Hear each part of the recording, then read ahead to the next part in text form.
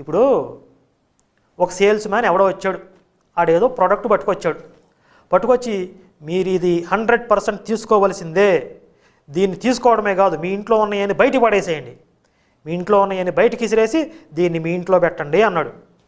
మీరేం చేస్తారు? అట్లాగే బాబు ధర నీ బాంచేత నీ కాళ్ళు మొక్కుతా అంటారా?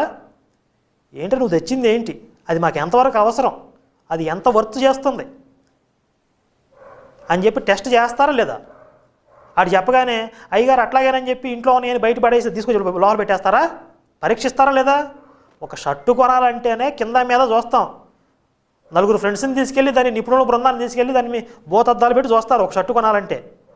ఏంటి మతం మార్చుకోవడం అంటే అంత ఈజీగా, సంప్రదాయాలు మొత్తం వదిలేసేసి నువ్వు తెచ్చిన మతాన్ని స్వీకరించాలంటే అంత ఈజీగా ఒప్పేసుకుంటారా? మరి పరీక్షించరా దాన్ని? నువ్వు వచ్చి అడుగుతున్నావు కాబట్టి పరీక్షించాల్సిన అవసరం వస్తుంది, లేకపోతే ఆ బైబిల్ గురించి మాకెందుకు? అది అట్లా ఉంచితే